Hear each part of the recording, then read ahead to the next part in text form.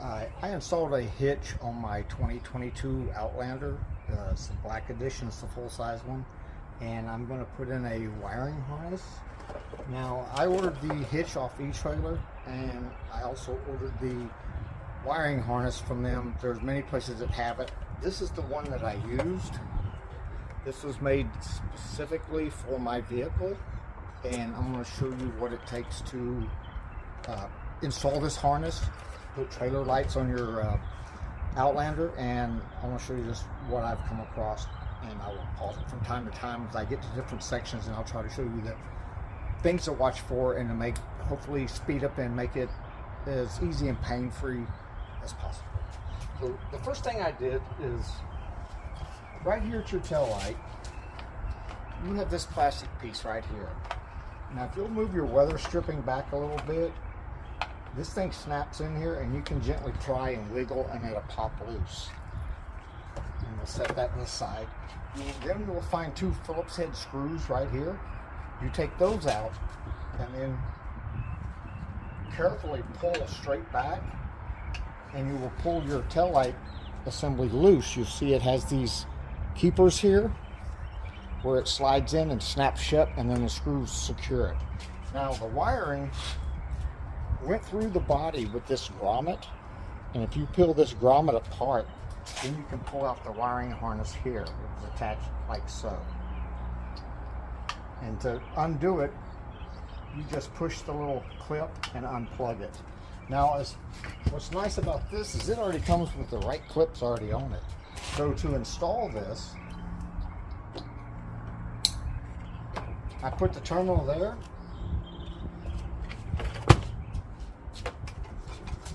and the terminal here.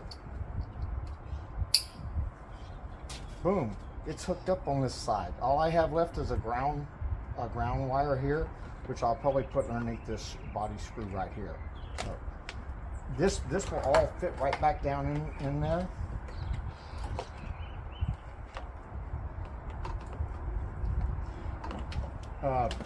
The only thing is this grommet may not fit back up in there because you've got this teed wire, you got all this excess wire in this control box here.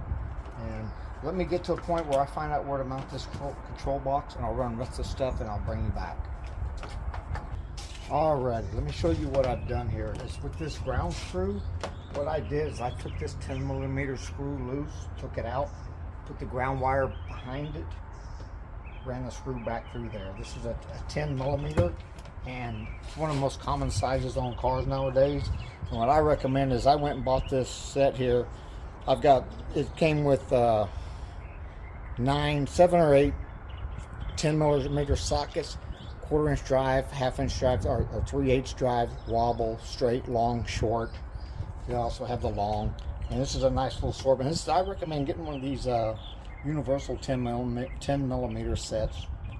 A lot of 10mm bolts are always losing these sockets, so good investment right here.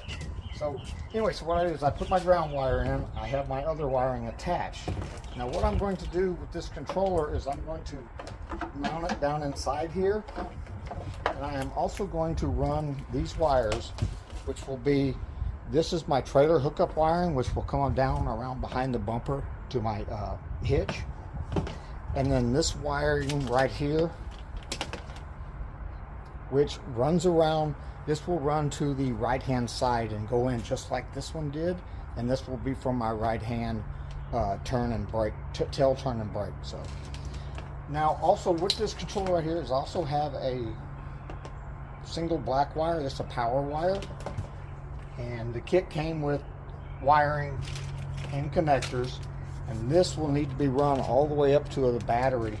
I believe it's a non-fuse source. They do have comes with an inline fuse. Make sure you use the inline fuse, because you're going to hook this directly up to a constant 12-volt hot, and you want this in line to protect everything. So if there's ever a short back here, you're not going to screw your battery up or anything else. You want this as close to the battery as possible. So if there is a short back here, say you damage your trailer wire and then you short out, you pop this fuse and you don't mess up your battery or your vehicle electronics. So this is your first step in the wiring. Come right off the battery terminal, with the fuse and then to your wiring to your controller. So let me get some more of this done here, and I will get these wires run, and I'll be right back with you. Okay, I want to cover one more thing with you about hooking the wires up. This set came with just regular crimp style butt connectors. I don't like using these, especially any place where it's exposed to the weather or the elements. So what I use instead is, you can buy these off Amazon or your local parts store. And this is a butt connector. This is a regular crimp style butt connector. They have different sizes. The colors are the different sizes for the different gauges. And what you do is you would bare your wire, the end of your wire. Oh.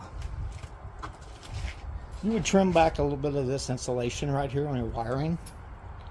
Insert it in to the stop. Crimp the metal part, and then you can use a lighter or a heat gun, and you melt this heat shrink. So then it heat shrinks around there and provides a weather tight seal. I always use something like this, or these are really nice too. You can get these in different sizes too off Amazon and stuff. And what this is you have a piece of solder right here in the middle, and this is heat shrink. And so you would put your two wires together and overlap them through the piece of solder here. So this wire goes past it and this wire goes past it. And then when you heat this up with a heat gun or a torch, careful with your torch so you don't melt the plastic, it will melt this solder, and the solder will embed into the two wires and create a nice tight connection there. And then the heat shrink here seals this. These two little red things will melt and seal a liquid gummy seal, makes it watertight. And these are really nice too. So you can pick whichever ones you like, but I recommend getting either the crimp terminals with the heat shrink on the end or this solder type here.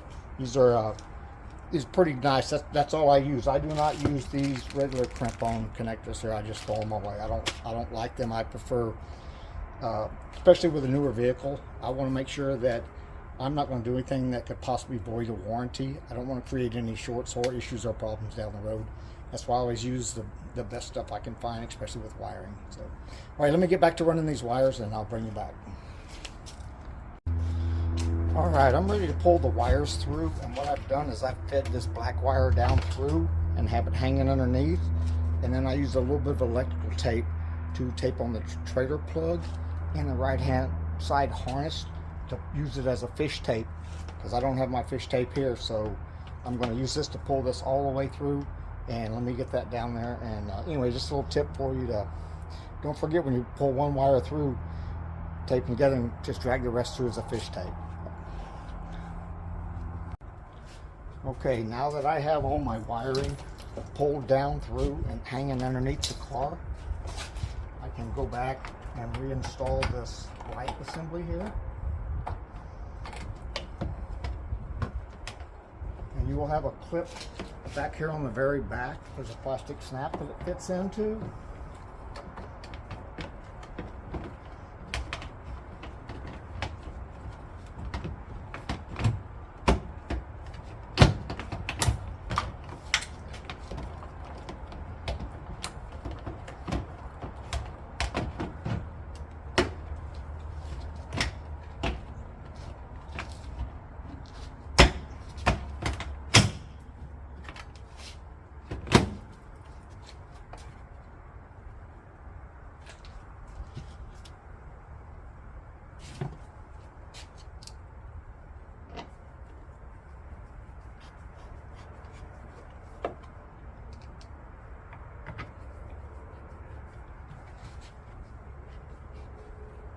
Once it snaps back in place, I attach my two screws, and now I can snap my cover back on.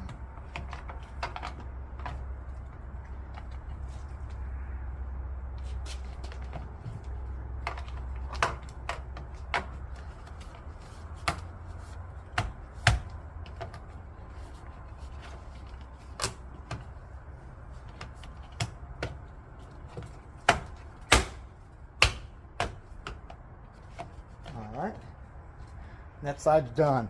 To hook up the right hand tail light, I will do the same thing. Pull that plastic piece, the 2 screws, slide the light assembly out.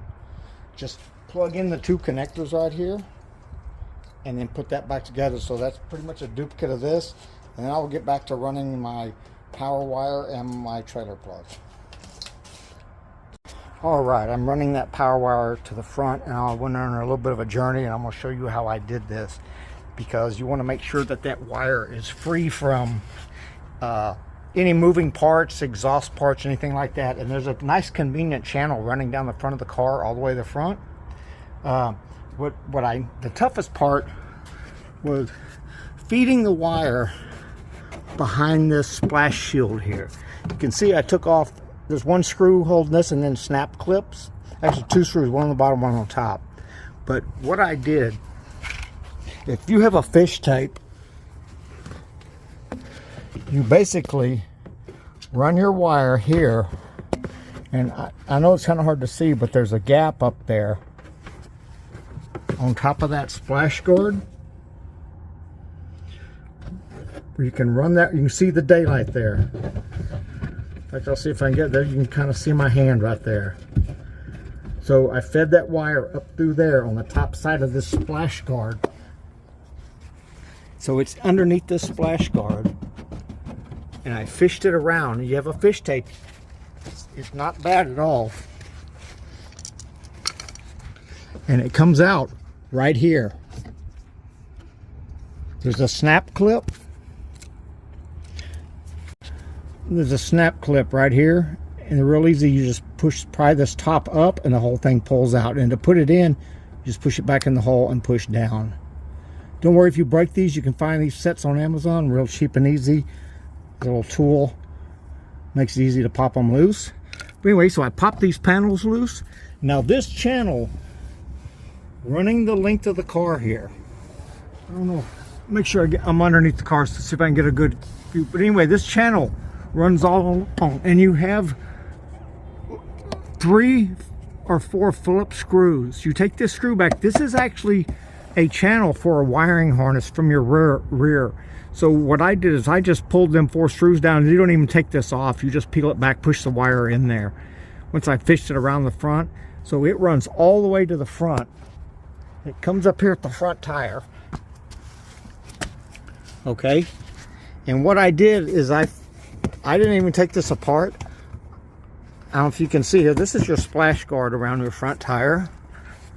Okay, that wire will come up right here. I just fed it up, and it came through here. And you can pull this back a little bit, and you can just push the wire up through here. And then when you get over here to this corner here, see, here's your strut.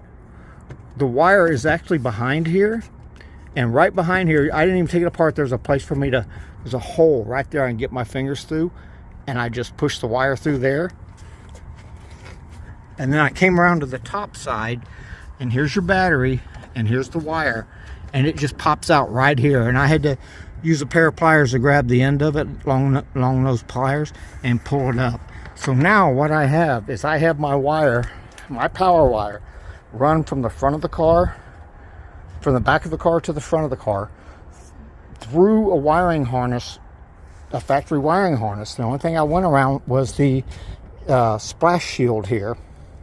And it's just a few screws and a few of those pop things to pull this stuff loose. And I fed it up there because you want your wire secure. You want it out of the way. You don't want it hitting any suspension parts, any muffler, exhaust, anything like that.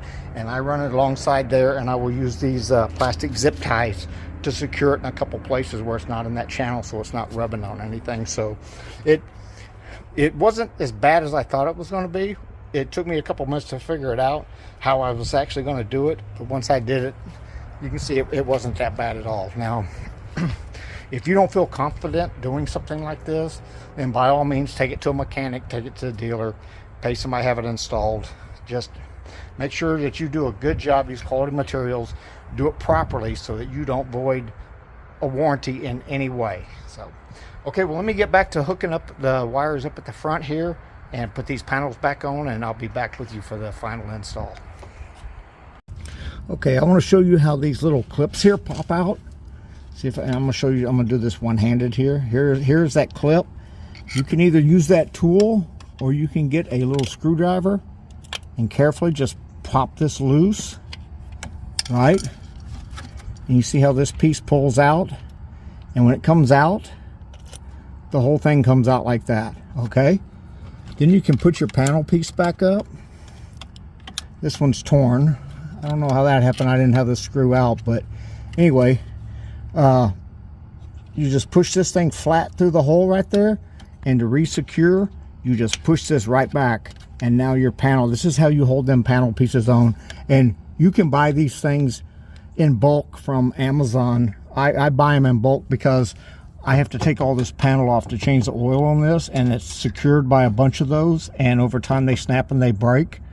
And I always put my panels back on. I take this thing off every time I change my oil, and when these things, little clips and those plastic things break, I just replace them. They're cheap. I buy them by the 100. So anyway, let me get back to the wiring part and we'll see if we can finish this up. All right, got this install finished up, and here's where I have my fuse link. See how close I put it to the battery terminal, and the wire's secured and running down. I've secured my wire. I ran it through the loom, through the length of the car and around the back, and any place where the wires were loose and hanging, I secured them with those zip ties. And see at the end here, I have my connector right here. So when I put my trailer up, I'll just put my cord right there. And I don't pull my kayak trailer too often with this, but every now and then I use my car instead of my pickup. And yeah, I wanted to make sure I had a hitch on both vehicles. So anyway, it wasn't that bad. It was kind of a learning experience along the way about where to route the wires. I hadn't seen that before. So anyway, I hope I showed you a good way, good safe way to run the wires where it's not going to void your warranty. You're not going to get any shorts. And like I said, if you don't feel confident or comfortable doing it, by all means have a mechanic do it or the dealership. And I went over about the terminals, using the good quality terminals. The other thing I didn't go over was electrical tape. Don't go buy cheap ass Walmart or any other cheap brand electrical tape. Get Scotch 30 Super 33.